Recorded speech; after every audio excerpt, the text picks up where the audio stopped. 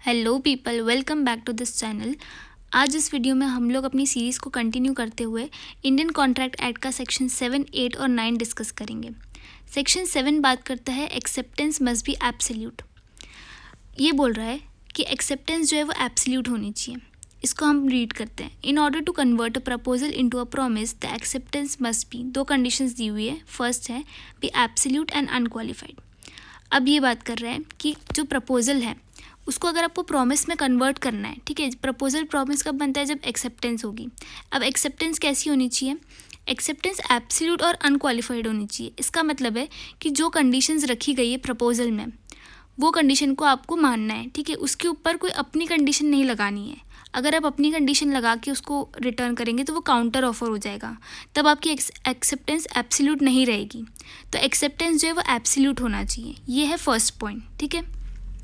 Second point बोलता है be express in some usual and reasonable manner.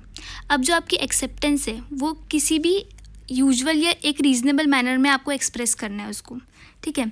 ये बोल रहा है unless the proposal prescribe the manner in which it is to be accepted.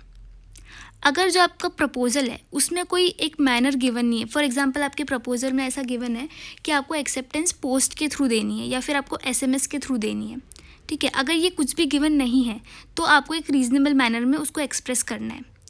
लेकिन अगर ये गिवन है तो आपको फिर उसी मैनर में करना है जिस मैनर में वो गिवन है। If the proposal prescribes a manner in which it is to be accepted and the acceptance is not made in such manner, the proposer may within a reasonable time after the acceptance is communicated to him insisted that his proposal shall be accepted in the prescribed manner and not otherwise. But if he fails to do so, he accepts the acceptance.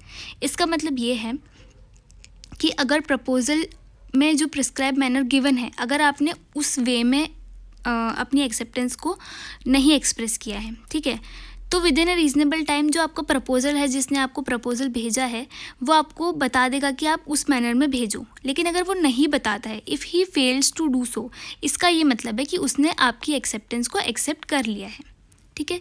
ये था हमारा section 7, acceptance must be absolute. Now will come to section 8।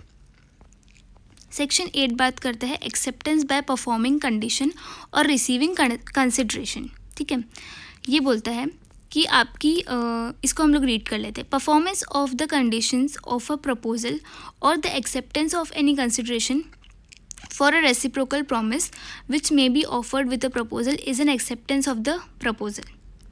इसका मतलब ये है कि दो conditions आपको बताइए कि एक्सेप्टेंस कब होगी, ठीक है। पहला तो है कि अगर जो कंडीशन गिवन है प्रपोजल की, प्रपोजल ने जो कंडीशन रखी है, अगर आपने उसका परफॉर्मेंस कर लिया, performance of the condition of a proposal, तो हो जाएगी आपकी एक्सेप्टेंस, ठीक है, मान ली जाएगी।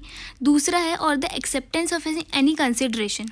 अगर आपने कोई कंसिडरेशन को एक्सेप्ट कर लिया है तो भी आपकी एक्सेप्टेंस मान ली जाएगी। कंसिडरेशन क्या होती है, परफॉर्मेंस क्या होता है, प्रपोजल क्या होता है, ये मैंने फर्स्ट वीडियो में जो सेक्शन 1 में और 2 में गिवन है डेफिनेशन क्लॉज में, उसमें एक्सप्लेन किया है, तो आप वो वाला वीडियो जाके देख सकते हैं। मैं डिस्क्रिप्शन बॉक्स में उसकी लिंक डाल दूँगी। Now will come to section number 9। Section 9 बात करता है promises express and implied. In so far as the proposal or acceptance of any promise is made in words, the promise is said to be express. In so far as such proposal or acceptance is made otherwise than in words, the promise is said to be implied. ठीक है, ये बात कर रहा है कि अगर आपका जो एक्सेप्टेंस है या प्रपोजल है, ठीक है, किसी भी प्रॉमिस की, तो वो अगर वर्ड्स में आपने बोली है, या तो आपने बोल के बोली है या वर्ड्स में बोली है, तो उसको हम एक्सप्रेस बोलेंगे। मतलब वो एक्सप्रेसली आपका एक्सप्रेस प्रॉमिस होगा कि आपने उसको बोल के बताया है। इम्प्लाइड कब होगा? जब आपने उसको वर्ड्स के अलावा अपने एक्शंस के थ्रू बताया है, किसी भी तरीके से बताया, लेकिन वर्ड बोल के नहीं बताया है, ठीक है, तो वो इम्प्लाइड होगा। मैं आपको इस इम्प्लाइड का एक एग्जाम्पल देती हूँ। फॉर एग्जाम्पल, आप एक बस आ रही है और आप उस बस में बैठ गए।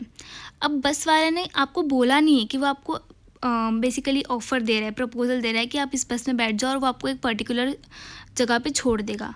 आपको उस जगह पे जाना था तो आप उस बस में बैठ गए, आपने भी अपनी एक्सेप्टेंस को एक्सप्रेस नहीं किया, बोला नहीं, लेकिन आप उसमें बैठ गए, उस बस में बैठे, वो आपके एक्शंस थे और उस एक्शन से ये पता चलता है कि आपने उसके प्रपोजल को एक्सेप्ट कर लिया है। ठीक है, तो ये था इम्प्लाइड, ये एक एग्जाम्पल है इसको आप इस तरीके से समझ सकते हैं।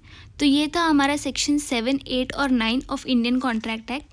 आई होप आपको ये वीडियो पसंद आया हो। अगर आपको कोई भी प्रॉब्लम है तो आप कमेंट सेक्शन में बता सकते हैं। Kindly like, share and subscribe to our channel. Thank you so much for watching.